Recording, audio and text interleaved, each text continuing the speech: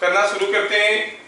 Question number 1 में दिया है कि here is a block of mass m और ये ब्लॉक अभी ऐसे हम पकड़ के रखें by applying a force.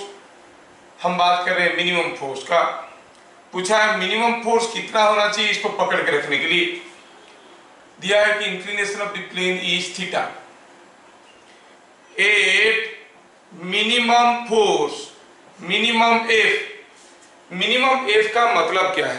Minimum F का मतलब हुआ एफ अगर और थोड़ा सा भी कम होगा ये इक्विलिब्रियम में नहीं रहेगा।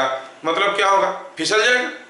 मतलब जब हम मिनिमम एफ की बात कर रहे हैं कि body is about to slide down, इसका मतलब बॉडी के ऊपर अभी फ्रिक्शनल फोर्स किस डायरेक्शन में होगा?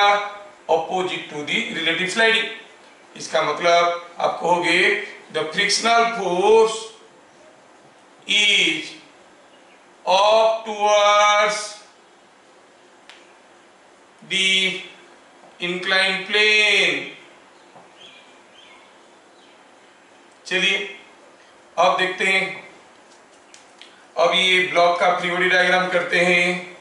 ये हो गया हमारा ब्लॉक। इसके ऊपर जो फोर्सेस आ रहे हैं वो क्या क्या फोर्स आ रहे हैं? एक तो उसका वेट आ रहा है। That weight can be resolve into 2 components, a component like this, a component like this, and you know these values. These are mg cos theta and mg sin theta. So these are the forces. What else? The body is about to slide down. क्योंकि minimum F दे रखे हैं तो ये must be frictional force must be like this. There must be a normal reaction. And क्योंकि ये body just फिसलने वाला है तो frictional force must be equal to mu R. इसके अलावा क्या है? ये सारा फोर्सेस के साथ साथ हम दे रखे हैं एक फोर्स एफ। पूछा है बताओ एफ का वैल्यू मिनिमम क्या होना चाहिए? कितना सिंपल है। If I choose this as my Y axis, this as my X axis, तो आप क्या कहोगे?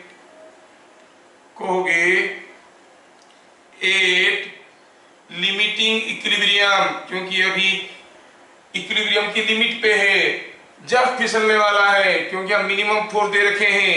Eight limiting equilibrium sigma F Y is equal to 0। मतलब इधर का फोर्स इज इक्वल टू इधर का फोर्स। इधर को क्या है? आर। इधर को क्या है? M G cos theta. तो क्या मतलब पता चला? R is equal to M G cos theta. और now sigma F X is equal to 0। मतलब इधर का force must be equal to इधर का फोर्स। इधर को क्या फोर्स है? एफ है और म्यू आर है। नीचे को एम जी साइन थीटा। तो आप कहोगे F plus mu R is equal to M G sine theta. हमें तो एफ निकालना था। एफ हो गया M G sine theta minus mu into R. R का वैल्यू हमें मालूम है M G cos theta. So the minimum force required to hold the block in equilibrium is M G sine theta minus mu M G cos theta. मेरे ख्याल से समझ में आया होगा सबको। नेक्स्ट क्वेश्चन देखिए।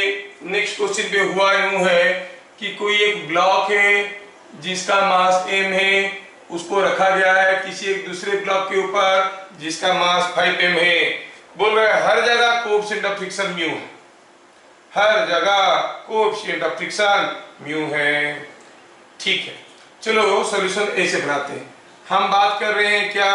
The body is about to slide. अब होगा क्या बताओ? ये ब्लॉक इधर फिसलेगा, ये ब्लॉक इधर फिसलेगा, क्योंकि खींचेंगे तो, क्योंकि थ्रेड तो कनेक्टेड है ना।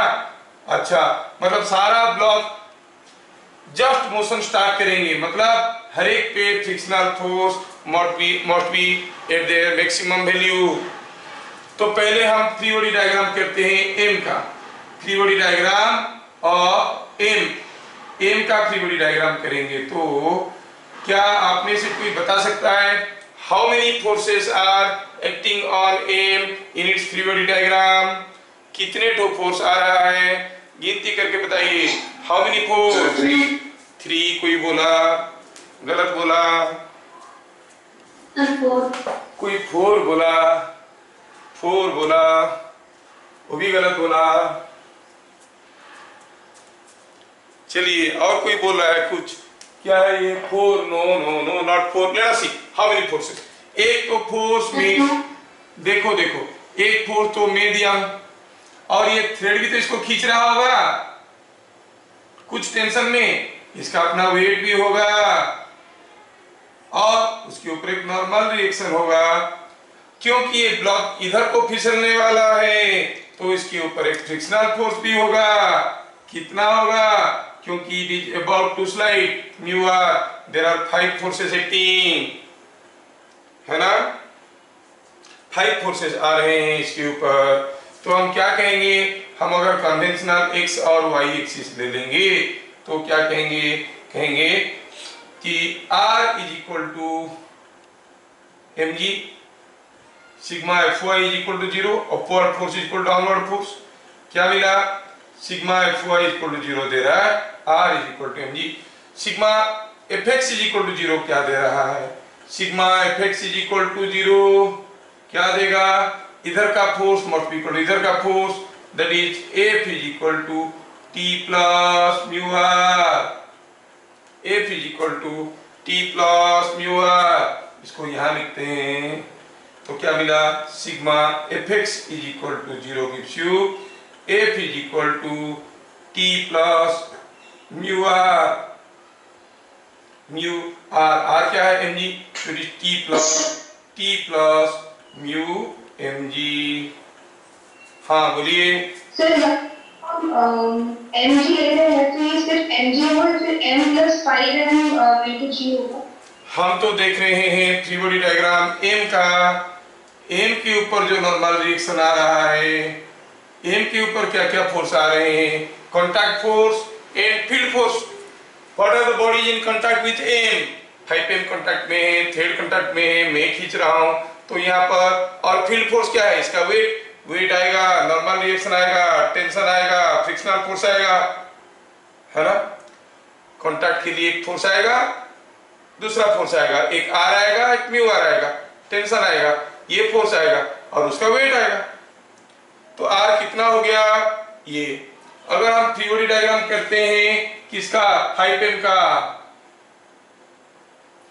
Free body diagram of 5m। अब सोचो 5 के ऊपर क्या क्या फोर्स आ रहा है? ये जिसको मैं R लिख रहा था इसको मैं R1 कर देता हूं, R1, ठीक है, R1। अभी ये जो R1 फोर्स m के ऊपर दिया कौन? 5m, but for every reaction there must be equal and opposite reaction. तो 5m भी तो 5m के ऊपर R1 दे रहा होगा। अच्छा, और क्या है? और यहाँ पर नीचे कोई एक नॉर्मल रिएक्शन आ रहा होगा, you can call it R2, और 5m का अपना वेट आ रहा होगा। कितना? 5mg is the weight. Now what is? अब ये ब्लॉक, निचला वाला ब्लॉक इधर जाने की कोशिश कर रहा है, क्योंकि इसको ऐसे खींचेंगे ये इधर फिसलेगा, ये इधर जाने की कोशिश कर रहा है। अच्छा, तो इसके ऊपर जो फ्रिक्शनल फोर्स आएंगे कैसे आएंगे? यहाँ पर फ्रिक्शनल फोर्स ऐसे आएगा, यहाँ पर फ्रिक्शनल फोर्स ऐसे आएगा।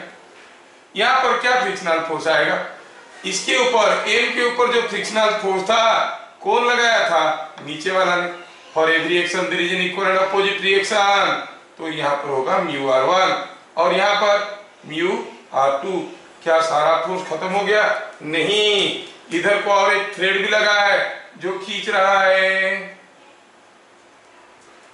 ना? तो हम इससे क्या निकालें? इससे क्या निकालें? हम कहेंगे here sigma fy is equal to 0 क्या देगा? R2 is equal to R1 plus 5mg, जबकि R1 क्या है हम लोग देख चुके हैं, mg था। सो it is R1 plus 5mg मिलके हो गया 6mg। So R2 is 6mg. Now sigma fx is equal to 0 क्या देगा? उधर का फोर्स इधर का फोर्स बराबर होना चाहिए, तो T is equal to mu R1 plus mu R2। Mu R2 is mu 6mg, mu R1 is mu mg, तो हो गया 7 म्यू mg। T का वैल्यू मिल गया, T का वैल्यू हमें मिल गया। तो पहले हमें इसको करना चाहिए था, ठीक है, चलो ठीक है। नाउ ये हो गया इक्वेशन 1, ये हो गया इक्वेशन 2। इक्वेशन 1 और 2 को देखिए, putting in equation 1, putting in equation 1, f का वैल्यू क्या आएगा, T प्लस म्यू mg, जबकि T कितना था 7 म्यू mg, जोड़ो तो हो गया 8 म्यू mg, हो गया 8 म्यू mg। इसका मतलब अभी ये ब्लॉक को मूव करने के लिए जो मिनिमम फोर्स चाहिए वो कितना है, 8 म्यू mg। समझ में आया? द फोर्स रिक्वायर्ड, क्या लिखा था, find value of F for which the motion starts. Motion start होगा मतलब अभी ये वर्ज ऑफ मोशन में आ गया है, the motion is about to start. समझ में आ गया? तो हुआ क्या, यहां पर एक आदमी है, मास ऑफ मैन डाटा दिया है 50 kg,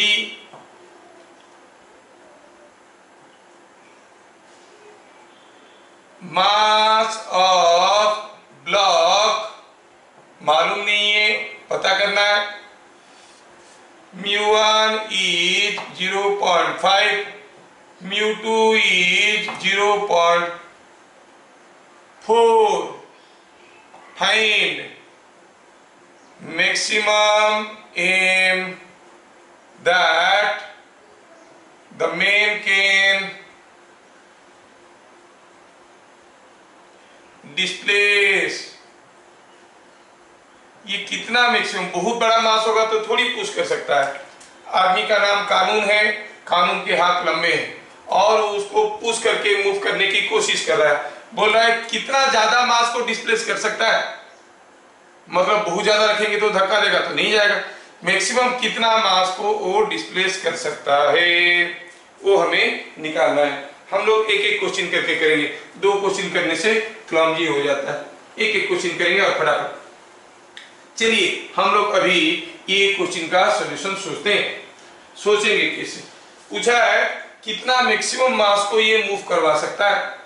अच्छा पहले सोचो कि ये आदमी कितना जोर से ये ब्लॉक को पुश कर सकता है।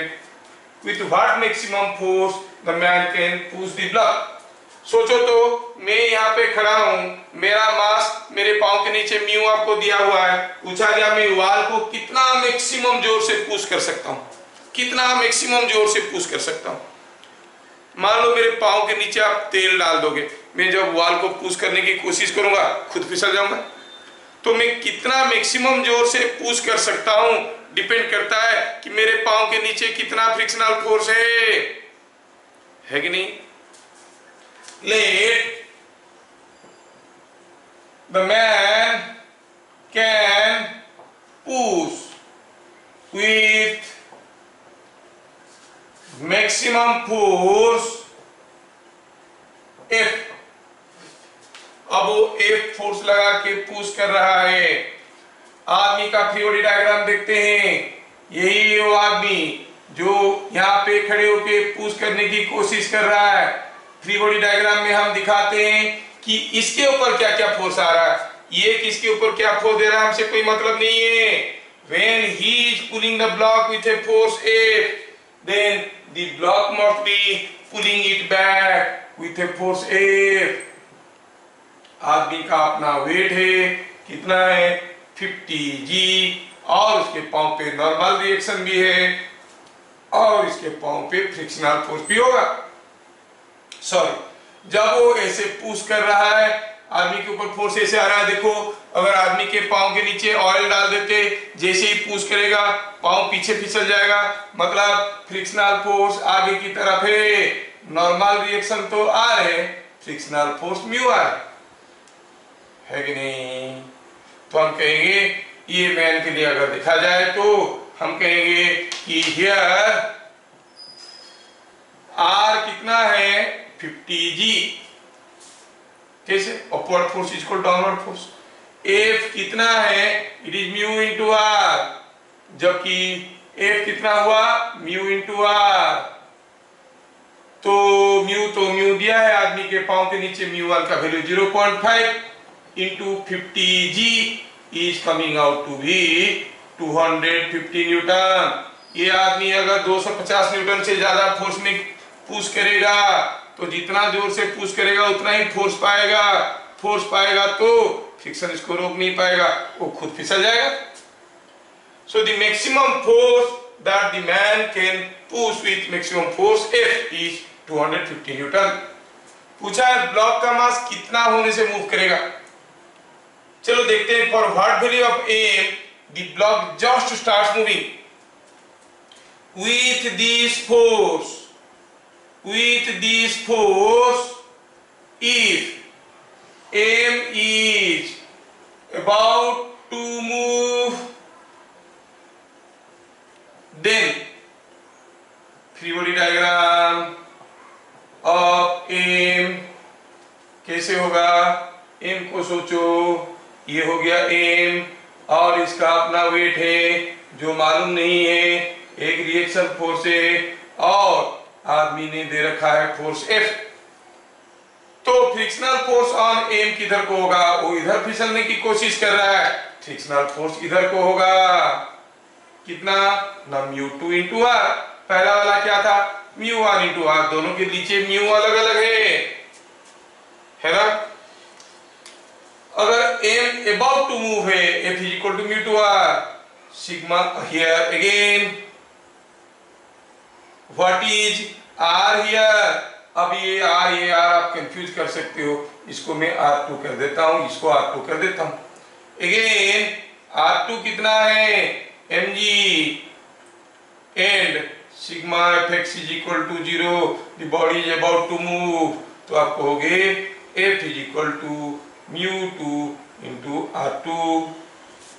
μ2 दिया है 0.4 और f का वैल्यू है 250, सो 250 is equal to 0.4। m कितना है m इंटू g को हम लोग यूजुअली 10 ले लेते हैं, तो 4m is equal to this, तो m कितना हो गया 250/4 kg। 250/4 125/2 is 62.5, it is 62.5 kg।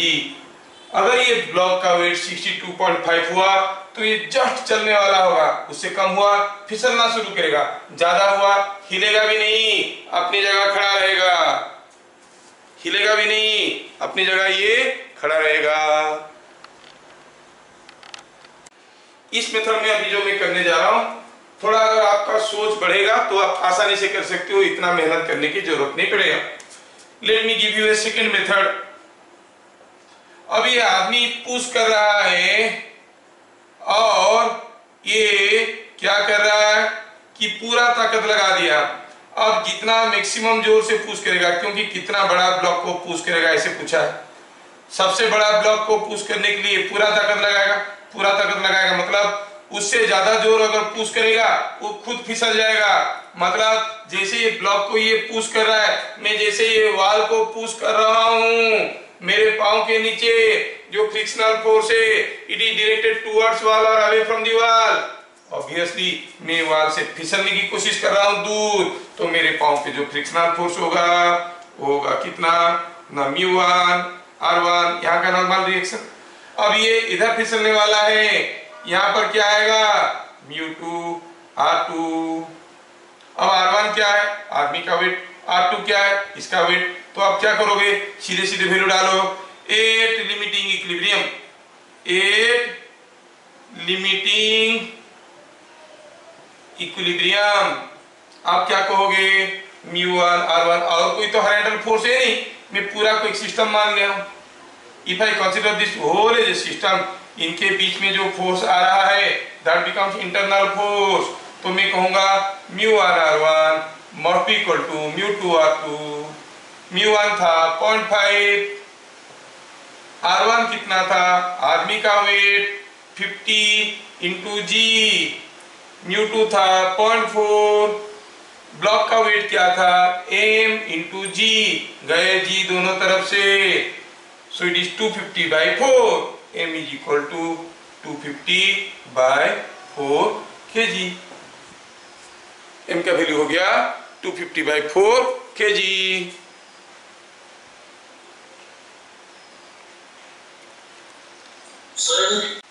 A block of mass 4 kg is sliding on a rough floor where mu is 0.75. Find net reaction force,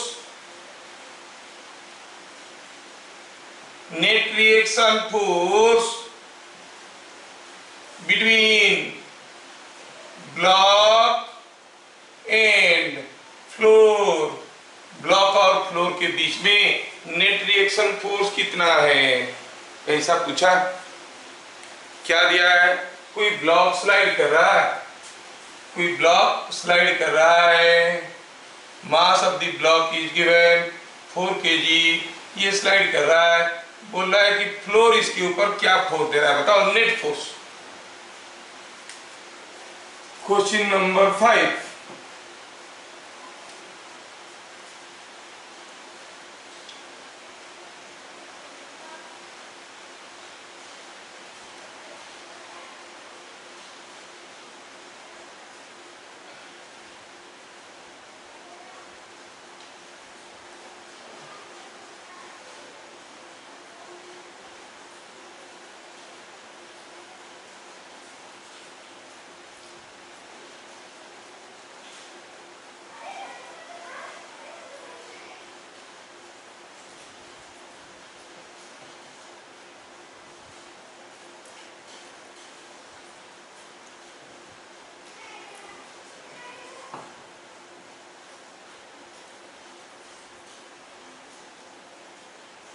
क्या दिया है, find maximum M for equilibrium, M का value maximum कितना हो सकता है कि system equilibrium में रहेगा, ऐसे क्वेश्चन दिया।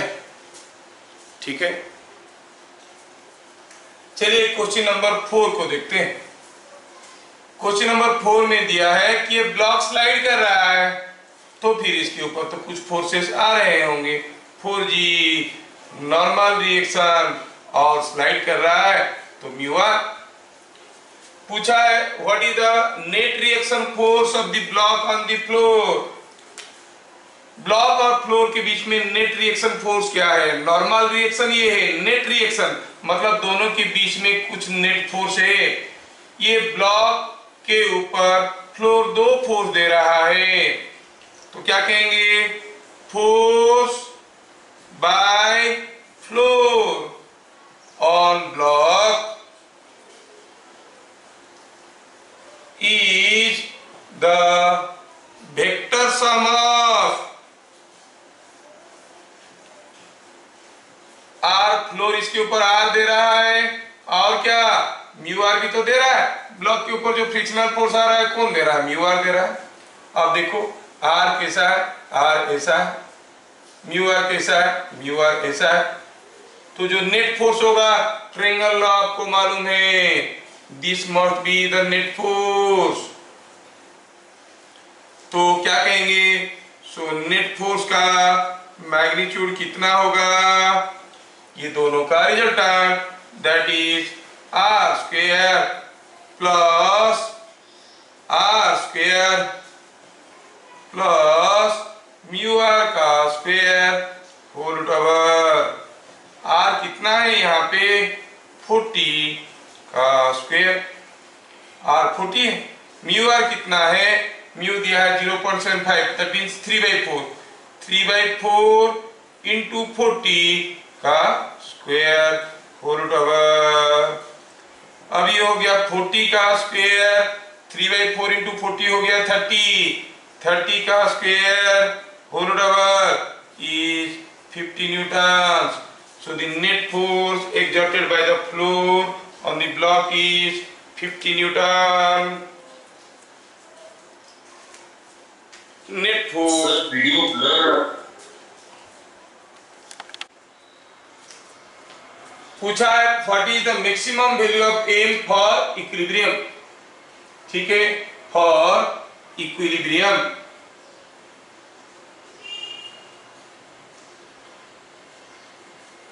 क्या कहेंगे, 8 maximum M, 8 maximum value of M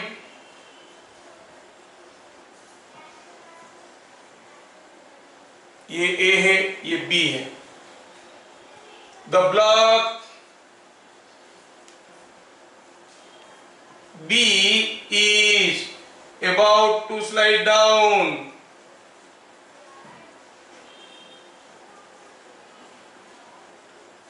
block B is about to move down, ये नीचे जाने वाला है, मैक्सिमम वैल्यू पे ये जस्ट नीचे जाने वाला है। तो लेकिन हम तो इक्विलिब्रियम की बात कर रहे हैं, यहाँ पर टेंशन को T1 कहो, यहाँ पर टेंशन को T2 कहो। 8 इक्विलिब्रियम, T1 कितना है 2G, T2 कितना है mg। अच्छा, now free body diagram of 4 kg, free body diagram of 4 kg। अगर हम देखेंगे 4 kg का फ्री बॉडी डायग्राम, सोचो तो 4 kg का ब्लॉक रखा है, इधर से खींचने वाला फोर्स T1, इधर से खींचने वाला फोर्स T2, और यहाँ पर इसका वेट 4G और नॉर्मल रिएक्शन R। और ये जो 4 kg वाला ब्लॉक है किधर को फिसलने की टेंडेंसी रख रहा है, क्योंकि एम जस्ट नीचे जाने वाला है, मतलब सबको खींच के लेने वाला है, मतलब 4 kg about to slide right. तो इसके ऊपर जो फ्रिक्शनल फोर्स आएगा it must be like that, like this mu r, frictional force must be like this। T1 का वैल्यू मालूम है, देखो तो इसमें अननोन क्या रहा, r is equal to 4G। तो आप क्या कहोगे, here what is r, r is 4G। अच्छा, then what is T2, T2 is T1 plus mu into r, but T2 क्या था, it was mg। T1 क्या था, it was 2G, mu क्या है 0.2, R क्या है, it is 4G, एक G दूसरा G को खा गए, क्या मिला, the value of M is equal to 0.2 into 4 is 0.8 into 2 is plus 2 is 2.8 kg। मतलब M का वैल्यू अगर 2.8 kg होगा तो ये जस्ट मूव करने वाला होगा, लेकिन मूव नहीं करेगा।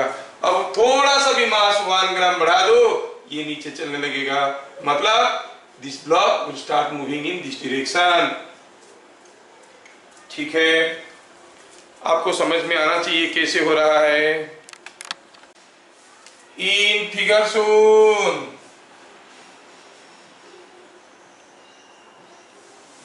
इन figure Son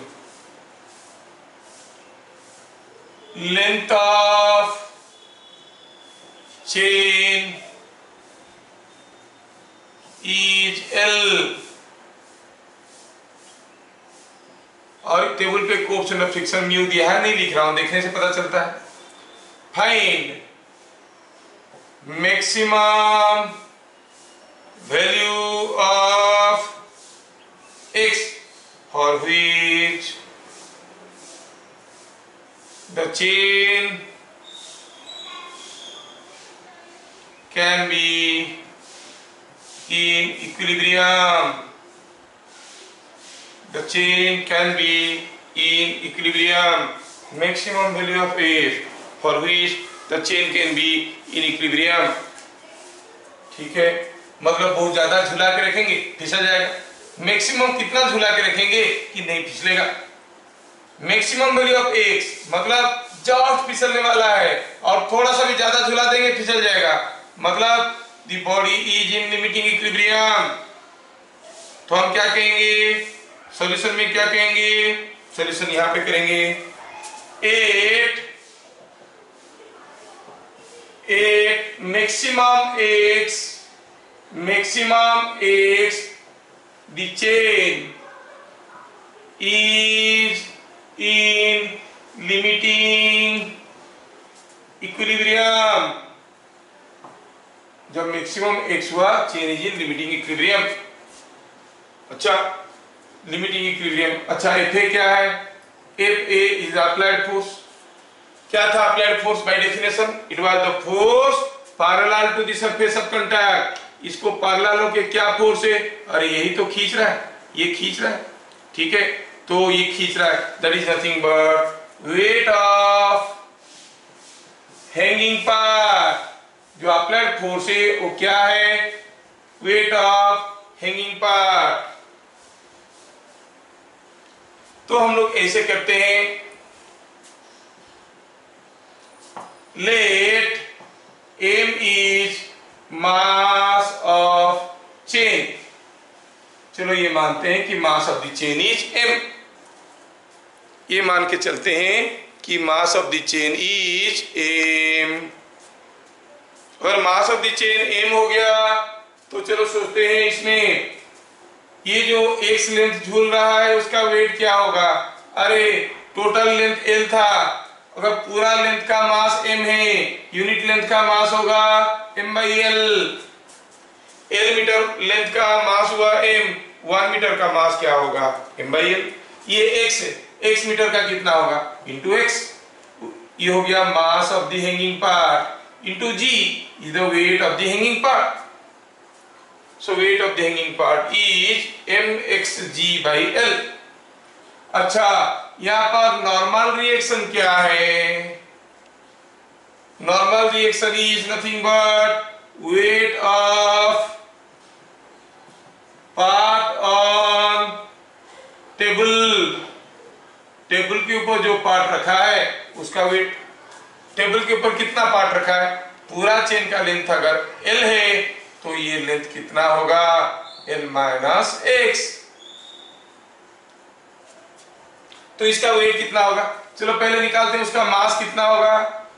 mass per unit length of the chain is m/l, और इसका लेंथ कितना है? l-x। ये हो गया mass of the part on the table, उसका वेट क्या होगा? Into g। तो जो इसका वेट है वही है नॉर्मल रिएक्शन। अब म्यू आर कितना होगा? Mu R is mu m/l, l-x into g। ठीक है, क्या पूछा? Maximum value of x for which the chain can be in equilibrium. तो हम देख लिए at maximum x the chain is in limiting equilibrium. At limiting equilibrium मतलब just फिसलने वाला है, तो आप क्या कहोगे? Applied force must be equal to mu R. Applied force तो देख चुके हैं, mxg/l that is equal to mu m/l into l-x into g। ये g को खा गया, m/l को खा गए, क्या मिले? x is equal to mu times l-x। हमें तो x का वैल्यू चाहिए, x कितना होगा? ये x है, ये म्यू l है, माइनस म्यू x को इधर ले आओ, माइनस म्यू x को इधर ले आओगे तो x plus mu x is equal to mu l। तो फिर x क्या हो जाएगा, mu L by 1 plus mu. तो यहाँ पे आपको मिलेगा x का वैल्यू कितना मिल जाएगा, x का वैल्यू मिल जाएगा x is equal to mu L by 1 plus mu. So the maximum hanging length from the table can be mu L by 1 plus mu। समझ में आया? क्वेश्चन नंबर 7 क्या दिया है? दिया है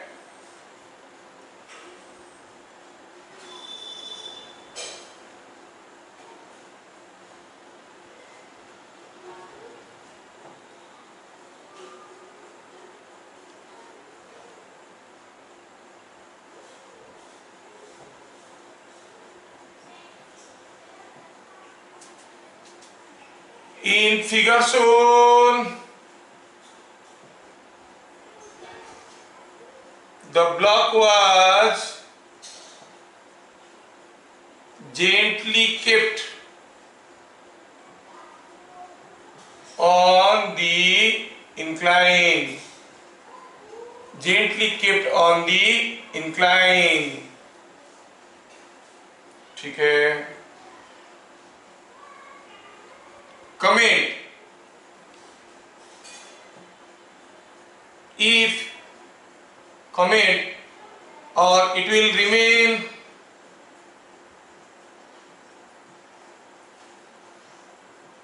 at rest or slide down।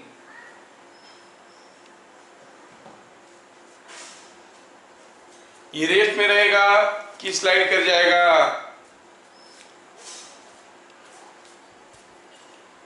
ठीक है, रेस्ट में रहेगा कि स्लाइड कर जाएगा। कैसे करेंगे? हम लोग याद करते हैं हमारा पुराना थ्योरी एंगल ऑफ रिपोज का। For the block to just be in limiting equilibrium, the angle of repose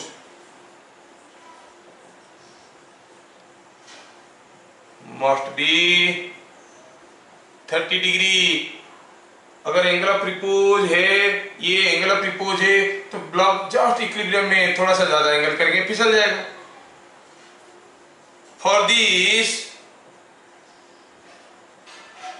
required mu is given by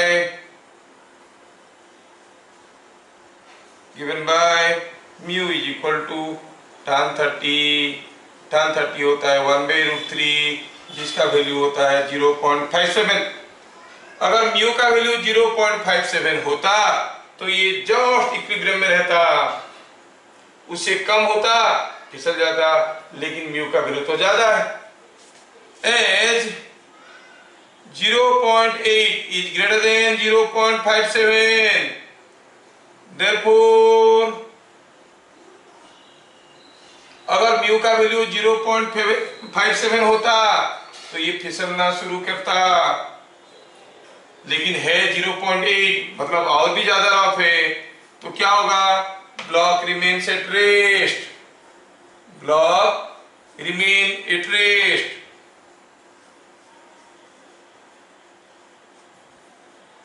block rest में रहेगा। क्यों? क्योंकि यहाँ पर म्यू का वैल्यू 0.57 से ज्यादा है। क्योंकि म्यू का वैल्यू 0.57 से ज्यादा है, तो ये ब्लॉक अभी रेस्ट में रहेगा। Block remains at rest. ठीक है, question number 8।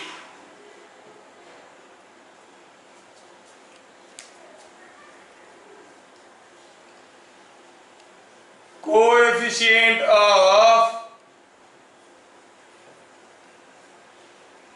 friction on an inclined plane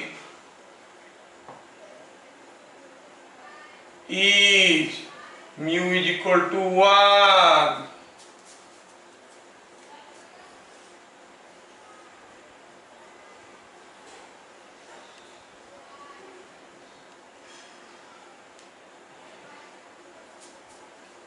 Find frictional force on the block when theta is, bit number 1, theta is 30 degree, bit number 2, theta is 60 degree। जब ये theta का value 30 degree हुआ तो block के ऊपर क्या होगा? दिया है कि सरफेस पे म्यू का वैल्यू 1 है, म्यू का वैल्यू 1 है। तो जब थीटा 30 डिग्री होगा ब्लॉक के ऊपर क्या फ्रिक्शनल फोर्स होगा? थीटा 60 डिग्री होगा तो ब्लॉक के ऊपर क्या फ्रिक्शनल फोर्स होगा? ऐसे पूछा है, ठीक है। तो कैसे करेंगे, कैसे करेंगे? दिया है कि म्यू का वैल्यू 1 है, मतलब कितना एंगल होने से ये फिसलना शुरू करेगा? Implies angle of repose, angle of repose कितना है? Theta 0 is equal to tan inverse of mu, that is 45 degree. इसका मतलब हुआ म्यू 1 का मतलब हुआ angle of repose is 45 degree. अगर ये 45 डिग्री हो जाएगा तो ये ब्लॉक जस्ट फिसलने वाला होगा। Now a theta is equal to 30 degree, ये ब्लॉक रेस्ट में रहेगा कि स्लाइड करेगा? 45 डिग्री में स्लाइड करेगा, स्लाइड करना शुरू करेगा। 30 डिग्री में क्या होगा? Block at rest. अगर ब्लॉक रेस्ट में है तो फ्रिक्शनल फोर्स क्या होगा? Frictional force is equal to applied force, और इसके ऊपर अप्लाइड फोर्स क्या है? Applied force is the component of weight in this direction. कितना है? It is equal to 4g sin theta. Theta कितना? 30 डिग्री। तो इट इज, थीटा को 30 डिग्री डाल देंगे तो आएगा 4g sin 30 is 20 newton. 8 theta is equal to 60 degree, 45 degree में चलना शुरू करता है at 60 degree, block slides down, block नीचे फिसलना शुरू करेगा। तो फ्रिक्शनल फोर्स क्या होगा? तो it will be mu into R, क्योंकि फिसलना शुरू करेगा। आपको मालूम है आर क्या होगा? आर वही होगा जो हर केस में होता है mg cos theta. So it is mu into mg cos theta. Theta का वैल्यू 60 डिग्री दिया है, म्यू का वैल्यू 1 दिया है, सो it is 4g cos 60, it is also 20 Newton. कितना इंटरेस्टिंग है। 30 डिग्री पे 20 न्यूटन आ रहा है, 60 डिग्री पे भी 20 न्यूटन आ रहा है। 30 डिग्री पे ये रेस्ट में, 60 डिग्री पे ये स्लाइड कर रहा है, depending upon the value of theta. The value of frictional force is changing. समझ में आया?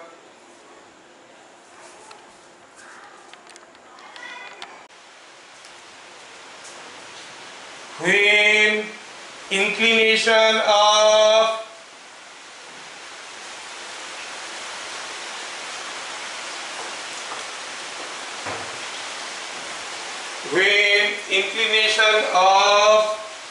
a plane is 30 degree, a block kept on it just starts sliding down or just starts sliding, what will be acceleration when inclination is made 60 degree. क्या देखेंगे solution में? when the inclination is 30 degree, the block kept on it just start sliding, slide करना शुरू करता है। Here what is angle of repose? Angle of repose is 30 degree. What is theta? 60 degree. अगर पूछा होता म्यू कितना है, क्या करते? tan 30 कर देते। अभी पूछा है क्या होगा acceleration when theta become 60 degree. हम जानते हैं एक्सीलरेशन क्या हो जाएगा, g sin theta minus theta 0 by cos theta 0। Last class हम लोग ये फॉर्मूला डिराइव किए थे, g sin 60 minus 30 by cos 30 is equal to g by √3, क्योंकि आ जाएगा tan 30 होता है 1/√3, तो हो गया g tan 30 is g by √3।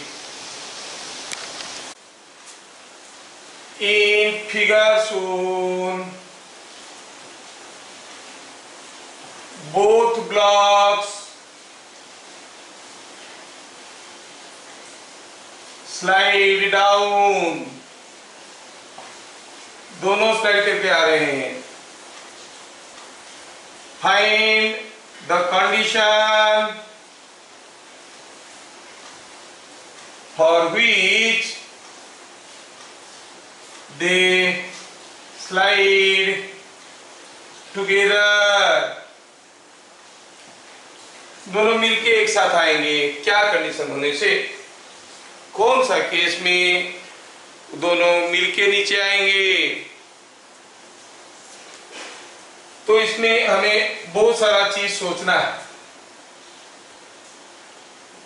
हम जानते हैं acceleration down and incline,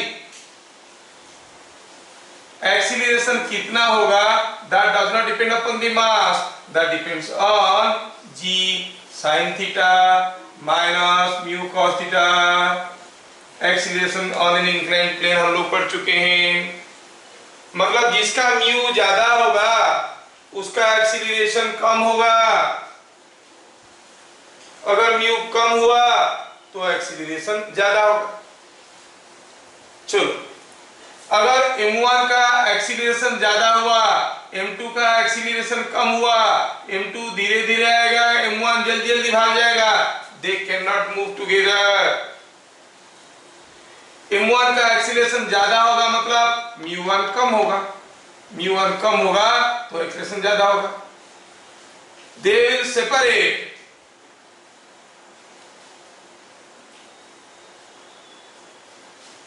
from each other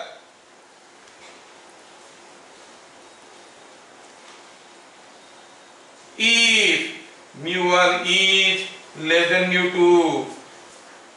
μ1 अगर μ2 से कम हुआ, ये स्मूथर हुआ तो फर करके चले जाएगा और ये पीछे पीछे आएगा। लेकिन सोचो अगर μ2 कम हो गया, μ1 ज्यादा है, ये धीरे धीरे जा रहा है, ये जल्दी जाने की कोशिश कर रहा है, तो ये इसका पीठ पे बैठा रहेगा।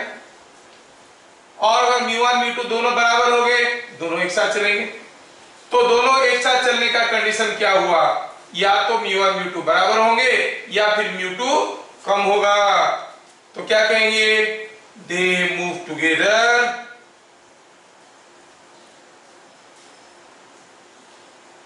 If μ2 is less than or equal to μ1, μ2 is less than or equal to μ1, they will be coming down together, दोनों एक साथ नीचे आएंगे।